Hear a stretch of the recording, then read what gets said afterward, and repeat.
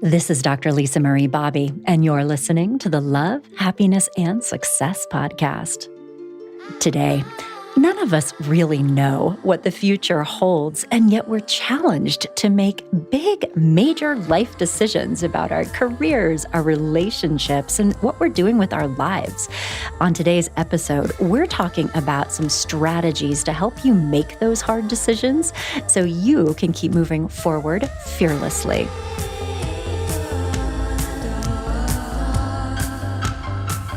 Setting the tone for us today is the legendary one and only Grimes with the song Crystal Ball.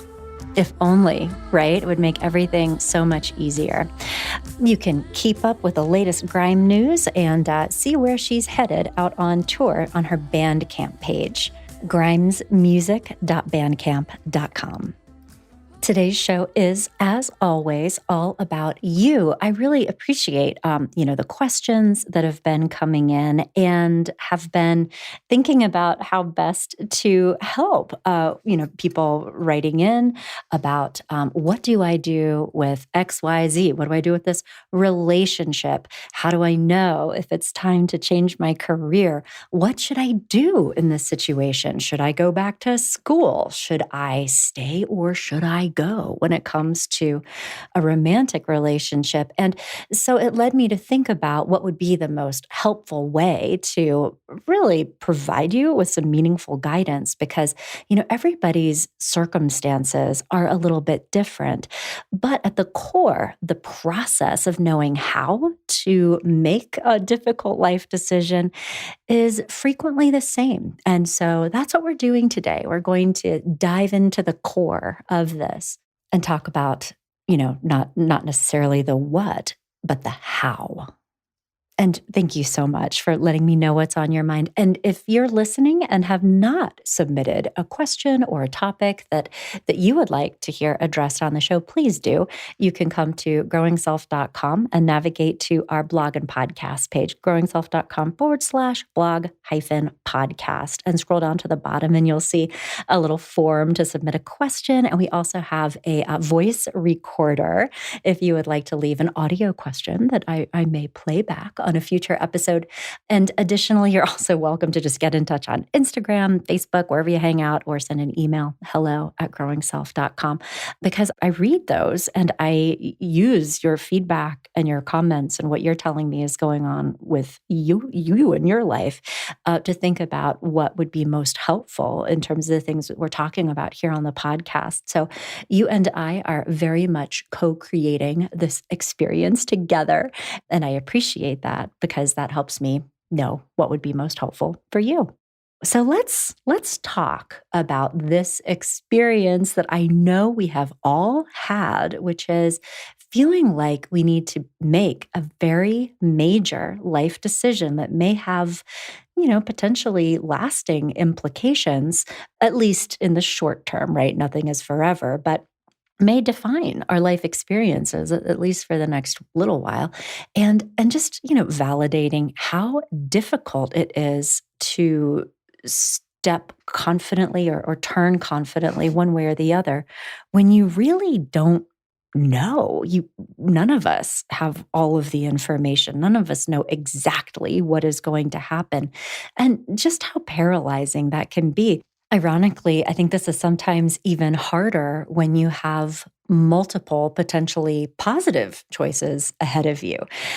We all know that nothing is perfect. Everything is a mixed bag. But when you can really see the advantages of a few different courses of action or, the relative risks of things, it can be very hard to sort through all of that and come up with what feels like the right answer for you. We have to make the best choices we can in the moment without knowing exactly what is going to happen in the future. I mean, you can't know for sure if someday you'll look back and regret like quitting a job or marrying someone or breaking up with someone for that matter. And we all have to figure out ways of being able to make good enough decisions with the information that we do have without that confidence and competence, the alternative is often true, where we become paralyzed and we're not making a decision at all. Or oftentimes we're staying in situations that we probably should change for the better. But if we don't know exactly what to do instead, it's pretty easy to get stuck. I know I certainly felt this way at certain points in my life. I mean, a memorable one is right after college, right? There were so many different possible career paths I could take. And I spent more than a few years just feeling stuck and kind of treading water. Waitressing jobs were not my final destination, right? But I didn't really know what else to do. And so that kind of led me on this path of exploration that ultimately worked out well. But looking back, I certainly could have done without a lot of the angst. And also, in looking back, there are some things that I'd wish I'd done differently. That if I had better, I think, tools and strategies for figuring out what I should be doing, I think would have allowed me to have some different life experiences that now I would have appreciated having. So I, have learned from that experience and know how to make better decisions now. But that's why we're also here today, is to be able to share some of that wisdom with you. Like how do we handle that messy process of sorting out who we are, sorting out what matters to us, and really being able to put down the pro and con list, which is not always very useful, and instead tap into this inner wisdom that always does have the right answer if we know how to connect with it. Because this is such a big, complex, and oftentimes messy process, I have enlisted the support of a couple of my colleagues to talk with us today on the podcast. Joining me for this conversation are two true experts on our team here at Growing Self. My colleague Alejandra is a marriage and family therapist who has a lot of insight into relationships and a lot of experience in helping people find answers related to big questions about their relationships and also the bigger picture of their life goals. And of course, my dear colleague, Dr. Christy, is a very experienced career counselor, career coach, and psychologist. And she has helped so many people get clarity around their path forward for their careers, but also to really cultivate a life that is truly and authentically meaningful and enjoyable for them. So I'm so excited to have the opportunity to share their wisdom with you today. And Alejandra, Christy, thank you so much for joining me on today's show. Thank you. Yeah, thank you for inviting me. Yeah. So, just to jump right in, let's have a discussion about what in your collective experience can make decision making itself feel so hard. Like when people get into that place of paralysis, like, what do I do? What is going on just internally that contributes to that stuckness? Sure. Well, I think, and again, I'm coming more from a career focus because I see a lot of career coaching clients that paralysis you talked about is very common. A lot of times when something feels so overwhelming, people don't know where to start, and it's easier than not to start at all if you're not sure what direction to go in, if you just feel like the issue is so big. I also think that, especially with career things and the pandemic and the uncertainty, that I think as humans, we tend to err more on the devil you know is better than the one you don't, which is why people, I think, stay so long in jobs that may not be their dream job, but in their head, they're like, well, the next one could be even worse kind of thing, which gets into some limiting beliefs and things like that I help clients with. So I think that's part of it, that it just becomes very difficult when you feel overwhelmed to know which first step to take. And so a lot of times that's why people wait. And then when they reach out to me, they've often been thinking about making a change for a very long time, and they just have gotten stuck. Yeah. But that's a good point. It's like that, idea around, but what if the next thing is worse? And like not being 100% sure that it sort of leads us as a default to kind of shelter in place. Yes. Right? Yeah. And for me, I think a lot of things make us freeze, right? When we're taking decisions. But what I think is important to have in mind and to avoid this freeze is to have your goal, like the overarching goal of why you're making that decision. I think that helps a little bit, because sometimes the fact that you have to let go of something to choose the other one, is so much more heavy on us than what the other one is going to bring. It's like, I don't know, like I'm going to Paris or Milan. You have to Oh. choose. Exactly. And Can so I do you have both? to I would like to do yeah, both. exactly, because you don't want to leave any of them behind. You want to do you don't want to lose the Italian or whatever. You want to go to the, I don't know, it's so Yeah. that's also very hard. Yes. No, but I love the way that you said that. It's like you have to let go of something in order to make a big change and say yes to something new. And it's that letting go part that can be really hard for sure. Yeah. Yeah. I think change is just hard for people in general. And, I always tell my clients any growth, personal growth, is going to come from outside your comfort zone. And a lot of times people like to stay where it's known and comfortable. And so, in order to take those steps outside your comfort zone, I think it can be really beneficial to get help, like where, like Alejandra was saying, where do you want to go? What is your goal? And then you can start making steps toward that and creating an action plan toward that. But it still takes you out of your comfort zone. It just helps to have support and encouragement while you're doing that. Yeah. Oh, that's such a good point. Well, yeah, and I could see, yeah. So to have a longer vision, to have a goal, because I think when you look at it in that way, whatever choice you make is just a vehicle towards a goal. It's not like the end all be all in itself, which is sometimes like, especially making a career change, it's like the thing itself feels huge, but if you can attach it to like a 20-year plan for your life, the reality is that you may have a number of different jobs between now and then, and this is just one on a path forward, and kind of like releasing some of the fraughtness of that one particular decision.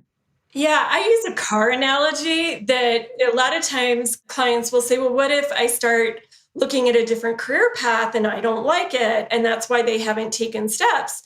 And so I say, well, if you go sit in your car in the driveway and you never turn the car on, you're never going to get to where you're going. But even if you start driving and you make a wrong turn and you have to do a loop around, you're still going to end up somewhere different than where you started. And so, like what you were saying, I tell most of my clients they're likely not going to be in the same job for the next 20 years, which is a good thing. As they continue to evolve and grow, they're going to find their next path. And that's a good thing.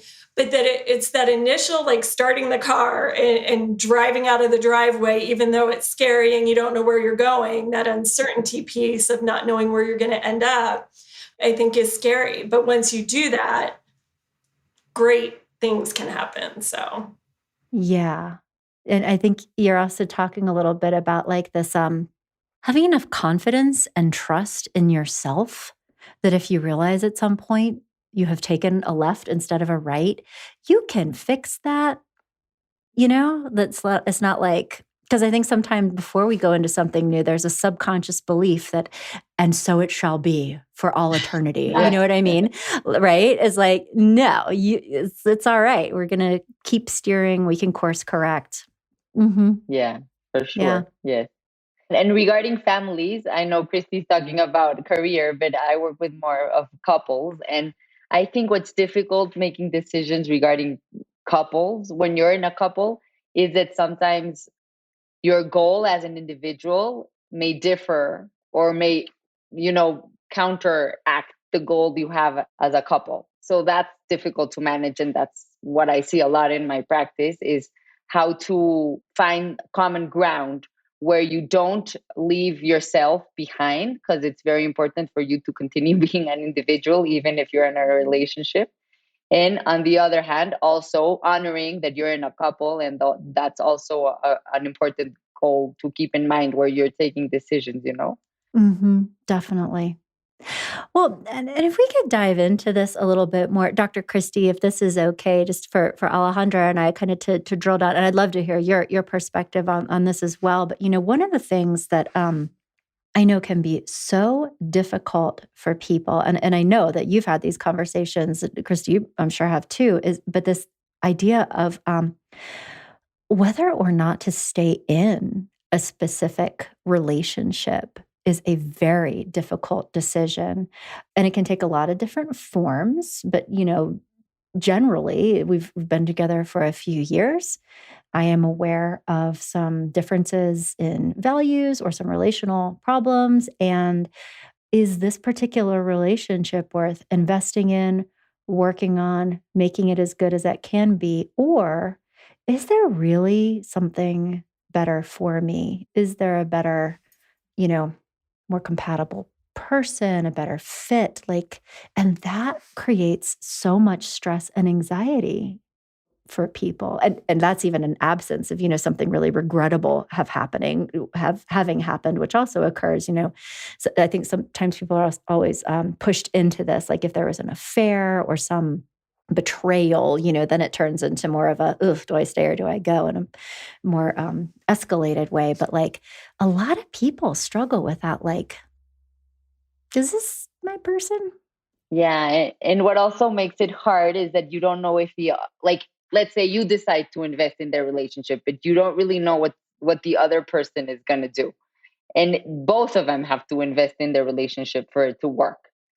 So I think that is also it's not only you that has to make a decision for yourself, but it's also, do I trust that the other person is going to make the same decision, and we're going to put the same effort and give ourselves to make this work. So that is also it has so many layers when you're talking about the couple. Yeah, that it's not just something that you can decide for yourself. There are some systemic kind of factors that go into it also. So, and I'm thinking about one client I had, and I'm going to de-identify this, but who was dating somebody that he described as a very nice, he was probably in his mid 30s, I would say. She was probably in her late 20s, that he described as being very nice. They had a great relationship, didn't fight, were very compatible in many ways, good communication, wanted a lot of the same things. But he was still like, but I don't know. What would you even do with that? I know that that's a big thing, and I don't want to put you on the spot, but because he and I talked about that for quite, but I think that some people are in that space. It's like, no, my partner's invested. They would love to get married, but do I? I know they're in this, but. Yeah, well then, but that makes it a little bit easier because, one of them wants to be invested, and just work with that person to see where is this coming from, what is coming up for this person, what does relationship commitment mean, everything that is boiling up that is making them doubt it, and not being able to take that plunge. So I'm hearing you say go deeper into the what is giving you pause. Let's understand what that is. Yeah, if that makes sense. I mean, I would go that way. Yeah. Well, okay. So I also believe, though, because I end up doing a fair amount of talking about relationships with my career coaching clients and coaching, but I will also say there's some intangible pieces too, that sometimes someone can't necessarily define why this isn't their person or not, but they are feeling it's not their person. And I'm a big believer in following your gut, business wise, career wise, relationship wise. And so sometimes I don't think there's necessarily an answer. I don't think in some cases that it's the person has a fear of commitment. I think sometimes there's a piece missing that someone can't explain, and then they know it when they're in a relationship that has it. And whatever that may be. So I don't think there's something necessarily, a problem to fix with that person, but it may be that that relationship is not, I don't know. I'm just playing devil's advocate a little bit because I Oh, teach. well, it's and both Yeah. totally. I mean, I do think that it is helpful for all of us to be exploring, why do I think the way I think? Why do I feel the way that I feel? Because certainly there could be some, yeah, you saw your parents go through a really traumatic divorce and they're, subconsciously maybe are afraid of that. Like we need to know and to be asking those kinds of questions will help you uncover the patterns that could potentially emerge in any relationship, if you're on the cusp of deciding to commit or not, or a lot of other things. So that is definitely important and valid work. But Christy, I'm also hearing you say that, if you really do that reflection, be like, no, I'm not sure why I feel this way, but I do like that maybe that is actually good enough of a reason to trust that and decide to do something different, even if you don't know what that other thing is yet. Like the fact that you are ambivalent and can't really put your finger on why in itself, like evidence of the truth. Did I say that the right Yeah, way? I just do a lot of mindfulness work with my clients, Yeah. even with career things, and growing sort of that inner sense, that inner knowing that sometimes, yeah, you don't always need to know, but if you're feeling really strongly in a certain way, to honor that because that helps grow that intuition muscle, which a lot of my clients use obviously for business, but also in your personal life. And so, yeah, and I'm just thinking personally, I dated a lot of very nice people before my husband where I couldn't have said like, you know, this was wrong or that kind of work, but I just knew it was like, no, this isn't who my person is. And there wasn't a rational explanation. So I guess I'm also talking from personal experience that I just think it's important to follow your gut and do all the inner work so that I really believe if you're a whole complete person in yourself, you're going to attract someone who is a whole complete person. And I see people who haven't done that work and they tend to attract people who are also needing to do work on themselves.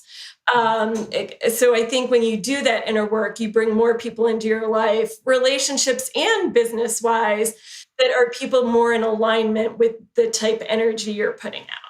That is a fantastic perspective. And thank you so much for sharing your own personal story about Yeah. one of those fork in the road moments. I was actually wanting to ask each of you, and I'm willing to share on my own, but just, what that process has looked like in your life. And so, Christy, I'm hearing that for you, the way that you have made some of those difficult decisions in the past and that really works for you is through a lot of self-awareness, mindfulness, being clear about like what you're I'm gonna say this, risk of sounding corny, but like this like inner wisdom is really what it is, and like just listening to that voice and that has worked for you. Absolutely. Yeah. Yeah, I can definitely relate to that, Christy.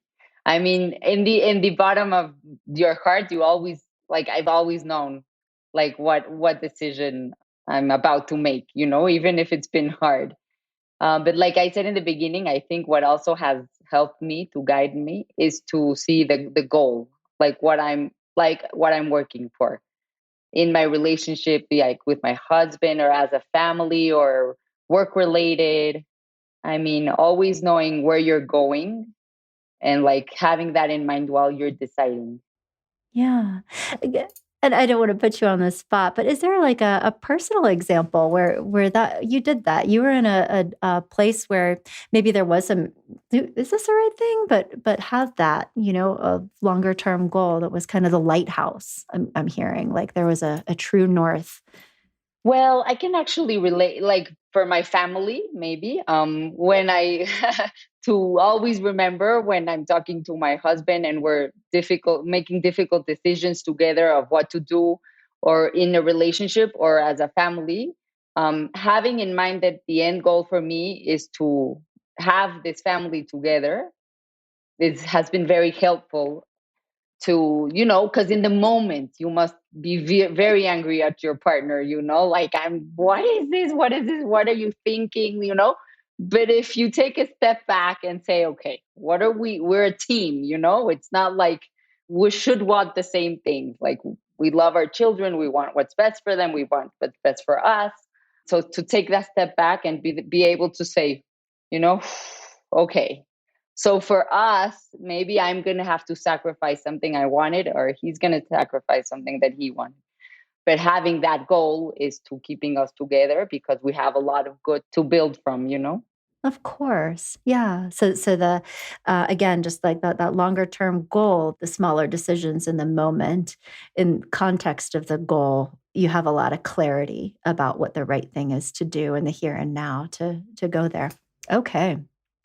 So I wonder, I'm so curious to hear what you guys would say, because I think that conventional wisdom a lot of times in our culture is that when we're faced with a difficult decision, is that we want to think through this. Let's bust out our pros and cons list and kind of approach this decision logically. And what's so interesting is that I'm hearing from the two of you, and also, reflecting on my own life experience, it's like that is not even a little bit what we're talking about now. It's much more like visceral, intuitive, like maybe it doesn't make a ton of logical sense in the moment, and we know it's the right thing anyway. So what would you say to someone who, and I know you've had this experience, who is here on the therapy couch and has their pro and con list, like with a column down the sheet of paper, and like, here's the reasons to, here's the reasons not. Is that even useful? I mean, what do you do with that? I see a lot of clients with pros and cons lists. I see a lot Yeah. of engineers and doctors. And then at the end of the day, what you want to do is do some of that mindfulness work where you get quiet. When you have constant chatter going in your head, it's really hard to get guidance and that inner wisdom because you're drowning it out literally with all of your thoughts.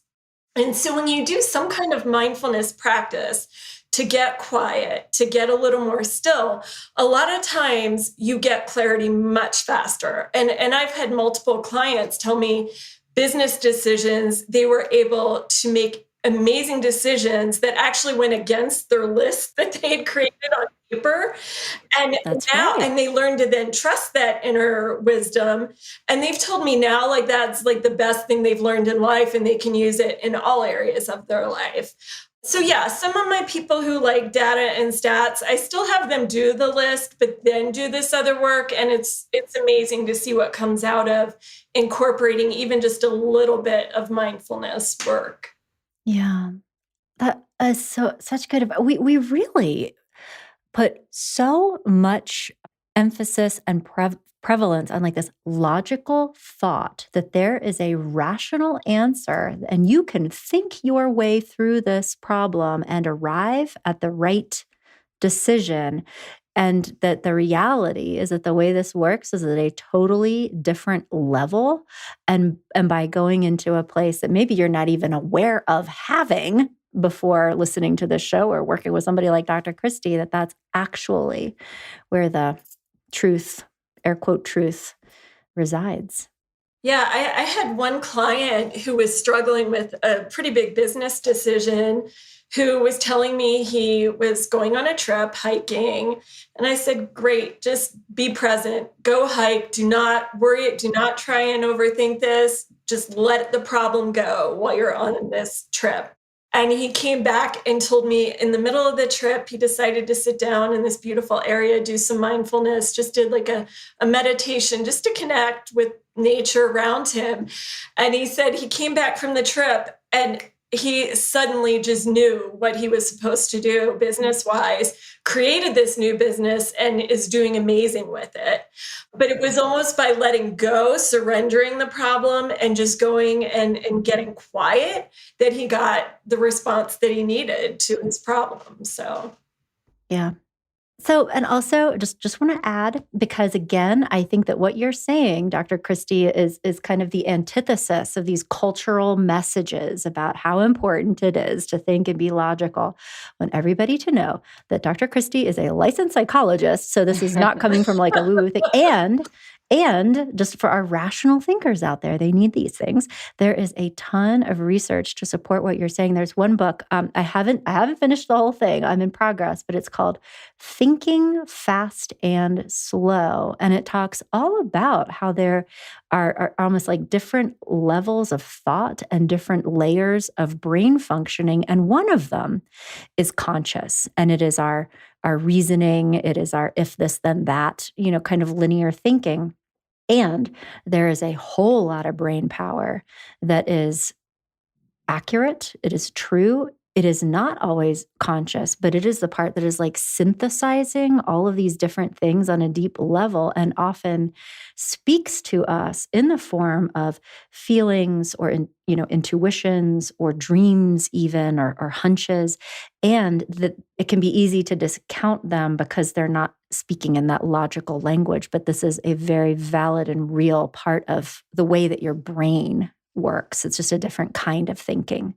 Yeah, my training was very cognitive behavioral in nature. And so absolutely, the way I explain it to like all my engineering side clients, it's like the subconscious is like your software programming. And so the thoughts you think impact how you behave in the world, how you view the world. Your perception truly is your reality.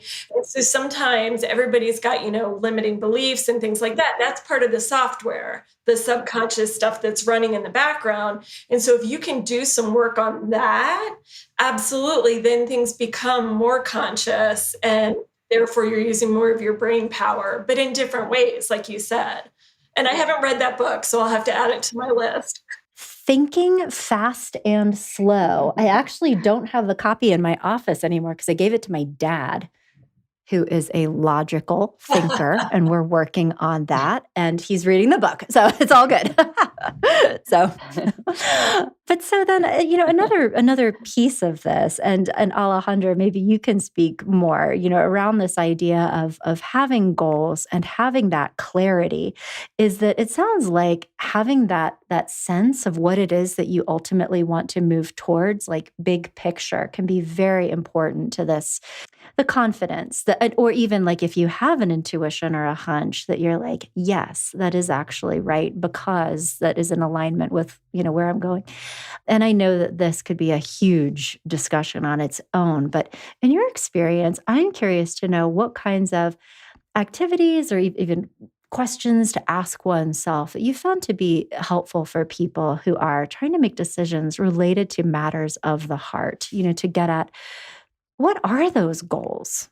What do I want in this domain, right? Yeah. So that can be, yeah, like you say, this is a very ample subject. We could be talking about it forever because we all have different definitions of what we want in a relationship and what we need from our partner. And if there's obviously not the partner of our dreams.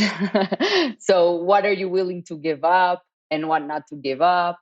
What crosses your boundaries, and this I cannot put up with, but I'm willing to work on this. So that's basically a lot of the work we do. Like, I'm going to say in my office, but it's not really my office, it's Zoom.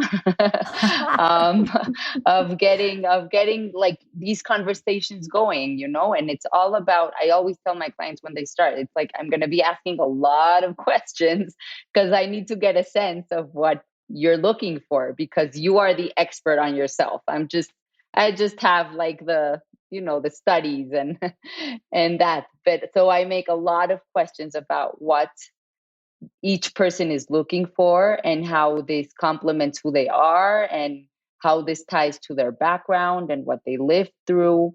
And so just talking about this gives them clarity and gives them like a vision that is much more workable with, so they can make their own decisions, obviously. And it's not so hard, because I think then people get stuck, with not really knowing what they want. So just answering my questions, I think, is helpful for them. Yeah. Yeah, that even before making a decision, you can totally get stuck and not really even knowing for sure what it is that you want, which is a weird thing to think about, but it happens all the time. It's just not having that clarity. Okay. I'm curious what else you would say to somebody who, like Christy, what you said a minute ago or a while ago, is that, you often have people who are showing up who have been like contemplating different options for a long time. And, that phrase analysis paralysis kind of comes to mind. It's just sort of this almost stuckness of thinking that it can feel like procrastinating, it can feel like indecisiveness, it can feel like ambivalence, seeing two different sides of the same coin at the same moment.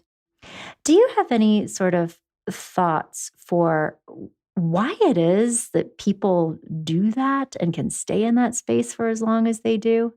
And just the advice, well, you may have already shared the advice, which is to stop thinking altogether, but like, how can somebody just break out of that? Like, Yeah. "Rah, rah." Well, and usually there's a tipping point, I would say, of some kind. And that's usually when they reach out for coaching, where they've been stuck in that analysis paralysis, not sure where to start. Devil they know is better than the one they don't. Usually there's a tipping point. And that is when, again, I think one of the benefits of the pandemic is people really reflected on what was important to them and realizing life is short. For me, my goal for my clients is that they get to do what they do for work every day and they're excited by it. They love it. And I tell people, if you're experiencing a sense of dread on Sunday that you have to go back to your job on Monday, that's pretty telling. And again, making a change, looking at some point, if that dread is weighing out, overweighing sort of any of the positives of the job. Sometimes people will stay in a job for a while that not their ideal job, but they like their coworkers or they have a supportive boss. There's reasons why they've stayed so long. Always. And that's not a bad thing. Like if somebody is counting on that money, they're a single parent, they need to raise their children. Everybody has different circumstances. So I don't think there's like a blanket statement like, oh, if you're unhappy, you should leave your job.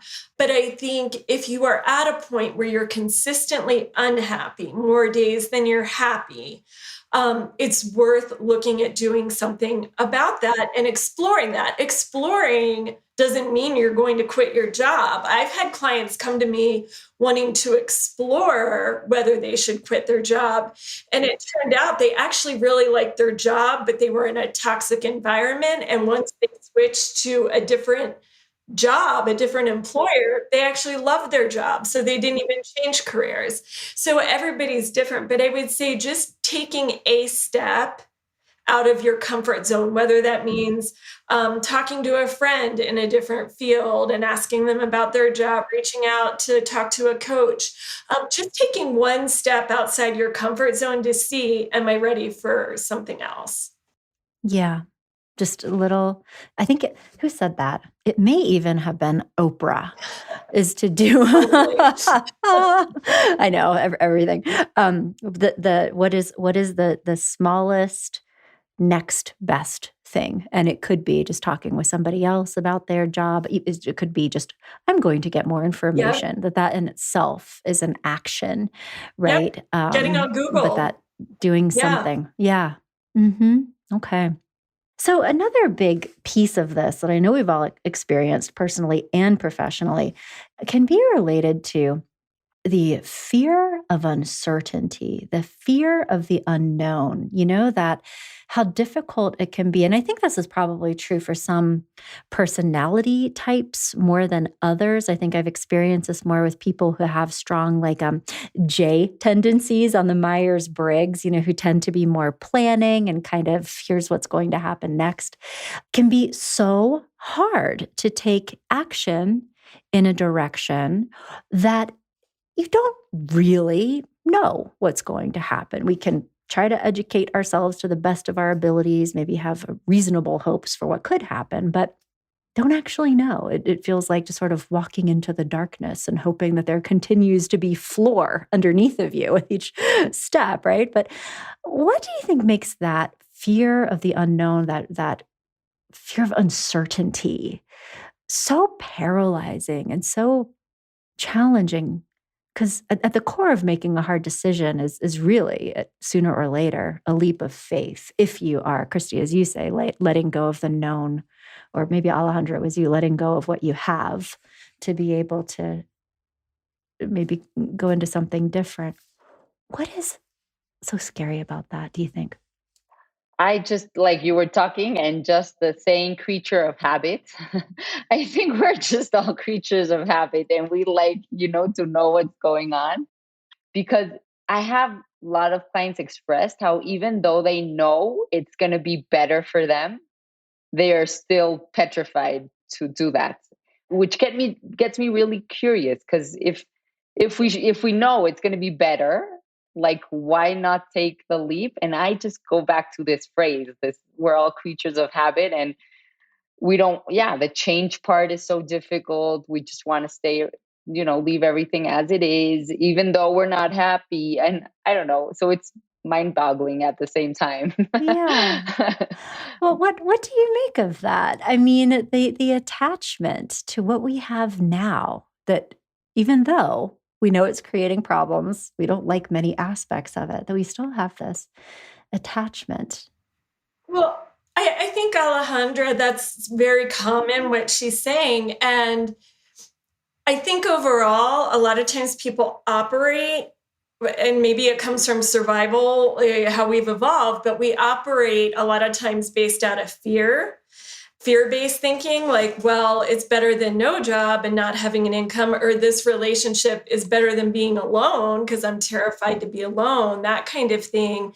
And I think, wherever you put your energy in life, that thing grows. And so if you focus a lot on all the fears, that can easily become paralyzing and overwhelming in a very short amount of time. So part of the work I do with clients is that, to get comfortable being uncomfortable. That's what I tell them, that the more you can operate out of your comfort zone a little bit, the more you're not as afraid of uncertainty, because so much of life is uncertain. And I also think with the pandemic, there's so much that has been out of people's control for so long that people tend to try and grasp onto what they can control. And that's where I think that fear of change, because they feel like they have control over this situation, because if you give up control over that, you have control over nothing. And then you feel like you're spiraling. So I think it's helping to ground people in focusing their energy, like that goal focused thinking Alejandra was talking about, on what you want, and then trying to keep your energy there rather than get diverted by all of the things going on in the world, which there are always plenty that you could focus on but you want to make decisions as much as possible based on what you want rather than what you fear. And also, hearing you talk, Christy, I'm getting philosophical here, but things are always changing. So it's just like a fake comfort that we have it all under control, and that everything is changing, because really we have no control, and everything is constantly changing. And so, but I think we don't want to think about this too often, because it would be anxiety producing. Right. Well, I think, again, some personalities are more, I think, concerned about, like, so and I don't know where you guys fall on the spectrum. I am a very strong, like, P on that Myers-Briggs spectrum, the perceiver. So Yeah. I honestly, like, don't need to know what is going to happen next. And it's very easy for me to, like, change and do things at the drop of a hat, so that which is its own problem sometimes, which we can talk about on another episode. But I love what you're saying, though, that this idea, this illusion that we can stop time, stop evolution, stop things from changing, is not actually true. And the other thing that was coming up for me as you guys were talking too was also this myth that the things that we are afraid of are actually real threats or likely to happen, because that in itself can be an illusion. So a personal story, when I was younger, my husband and I had been married for 11 years, and having a child was not a life goal. I was pretty sure that I didn't want to have kids for all of these very logical and reasonable reasons on the pros and cons list. So I was like, no, thank you. And then we had a love child, and I remember being so like, oh no, what are we going to do? And this is not in alignment, with the choice that I had thought that I'd made. And I had all of these reasons in my mind about why having a kid would be like so hard and the worst thing ever, and all these things that I was afraid of. And zero of them came to pass. It turned out to be the most wonderful experience of my entire life. And it was like I had all those logical reasons for why I didn't want to do this. But in that, what we're talking about, like those quiet moments, just this little whisper of, it's going to be okay. It's going to be good. I just I'm like, okay, that's fine. And it was wonderful. But like, I think sometimes we're not suspicious enough almost of our own thoughts, expectations, kind of preconceived ideas about what is so scary and threatening in the first place. Do you know what I mean? Totally. Yes. Yeah. And your mind goes to dark places, like Yes. it's going to be the end of the world. That's right. Yeah. Yeah. I always tell my clients, if you feel your mind is going to dark places, please get a hold of it. I mean, you have to bring it back, because and if you imagine that that's going to happen, it's probably not going to happen because we can't see the future. So if you're already imagining it that way, it's not going to be that way. Yeah, totally. That things are not as bad as we think they're going to be, often not as great as as we think that they're going to be either. A lot of times, that's always somewhere in the middle at the end of the day, usually. Okay. So are there any other ideas or things that we should talk about for the benefit of our listeners? Actually, here, let me ask about this. One of the things that is coming up for me, when I think about making hard decisions, and I've had interesting experiences with this in my own life, but procrastination, the desire or the act of avoiding making a decision. I will think about that later. I am going to just not deal with that right now. What do you think that is about? Well, I will say a lot of my clients, the procrastination is more coming from a place of perfectionism rather than not wanting to face it, which might be different than relationship clients. And so it's really addressing for someone what's going on behind that. And so I always recommend Brene Brown's book, The Gifts of Imperfection, for that, because I think it's an amazing book. And procrastination, a lot of times, it's that fear-based, what if you're making the wrong decision? And so if you're not making any decision, at least you're not making the wrong one, right? So if you're procrastinating, then you're not having to commit either way.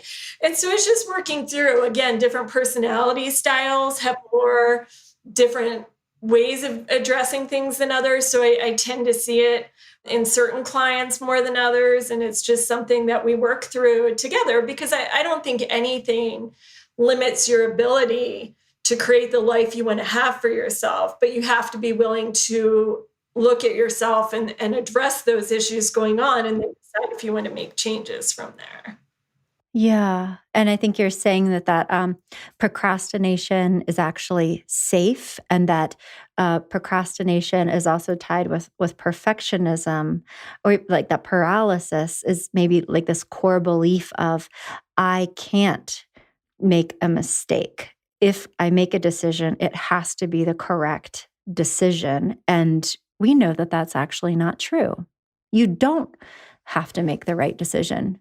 You can and should make mistakes, because why? I don't even call them mistakes. What I tell my clients is that it's not a mistake, it's a learning experience. And nobody who is successful in life has done it by staying perfectly safe and always waiting to there is no perfect decision. Right. and You know, so stay parked in the driveway. yeah, you're not turning the car on. And so you're not getting anywhere. And so it's better to have learning experiences. And I say the more the better, because then you're learning and growing Mhm. even more. And just reframing, calling that failure or whatever it is. Every Mhm. successful Totally. business owner has gone through what they would call failures.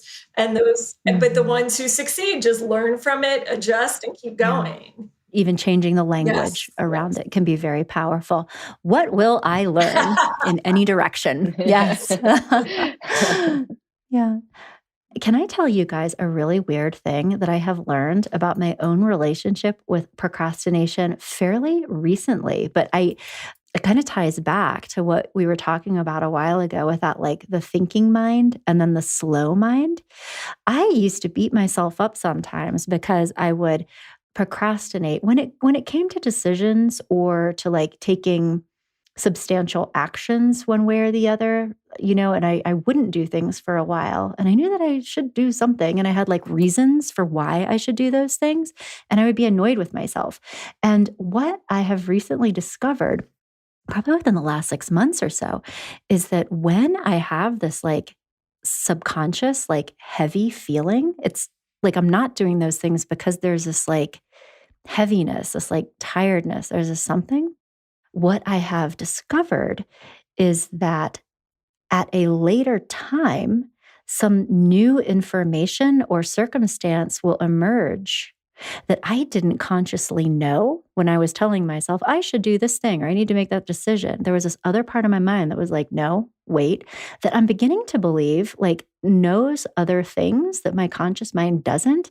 And so it's also really helped me stop beating myself up for not making decisions or taking immediate action because there's this other part that's like, you don't have all the information yet. And I totally agree 100%. And that's that intuition piece though, that like I don't even see that. I see that as indecisive, like indecision versus procrastination. So if someone is truly indecisive, I tell them to honor that because I tell them they usually don't have all the information. And it's an intuition thing, and to honor that. So the fact that you did honor that and that heaviness feeling, so many people experience that and discount it and they'll make a decision anyway. And that's your inner wisdom telling you in that way, don't proceed right now. So I don't even consider that procrastination. I consider that Yeah, like, but that's the wrong word. But there's, yeah, yeah, and to honor that, that's great. yeah. But that was really helpful for me to like kind of put that together. Mhm. And when it comes to your conscious mind, that you didn't do it because you had some, Right. it's like, oh, this is why I hadn't taken that step forward. Yeah. It's like something didn't feel right. So you had to wait until, and like everything like takes care of itself. No, everything ends up being Mhm. okay. Yeah. Yeah. But I think, just sort of full circle around this idea that we have many different layers of ourselves, our minds, our experiences. And it's at those really deep layers. They're hard to access sometimes consciously, but like that's really where the truth, I think, can be found. So I'm so glad that we discussed this today during our time together. And I'm imagining it was probably a different conversation than some of our listeners expected coming into it. But thank you both so much for helping to get us there and for sharing this like real wisdom with our listeners today. Is there anything else either of you would like to share, sort of in closing, about, making hard decisions, being comfortable with uncertainty, or embracing the discomfort of uncertainty, I guess we should say? Or have we talked about what we needed to talk about? I would just say, like, it's the end of the year, which is a really nice time to reflect on how the year went and then looking ahead, what you would like, talking about goal setting that Alejandra mentioned. What do you want next year to look like? And if you want it to look a little bit different than this year, what initial step can you take to get there? And just do some small step out of your comfort zone to make that happen. Yeah, that's super nice, Christy. And also, I think that I'm more of an attached person with the past. Also, like making rituals to let go of the year that passed and thank God or whoever you want to thank for what you lived and your experiences, to be able to embrace and to look to the future too. Yeah. Yeah, that's reminding me of what you talked about earlier, this idea that we need to be able to let go and really say goodbye to something in order to allow something new in, and to find ways of being able to do that actively and consciously can be part of that change process. Well, thank you both so much for being here with me today. This was a lot of fun. Thank you, Lee. Yes, it was. Thank you.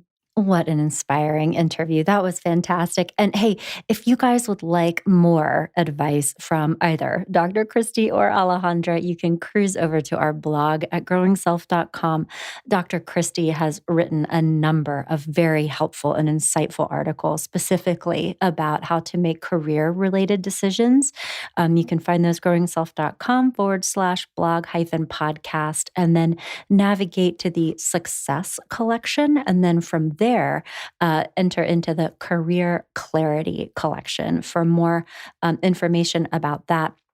And in that collection, too, you can find not just articles from Dr. Christy, but other articles and also podcasts that I've done with other really talented career counselors on our team here at Growing Self. So those are all available for you. And then, of course, we have more from Alejandra in our relationship collection.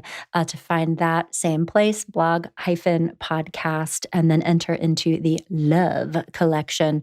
And I would recommend the Relationship Clarity collection for lots of information from not just Alejandra, but also many other couples counselors on our teams have written articles and podcasts about ways to make difficult choices about relationships in particular, including articles on when to call it quits on a relationship versus signs that a relationship can be saved.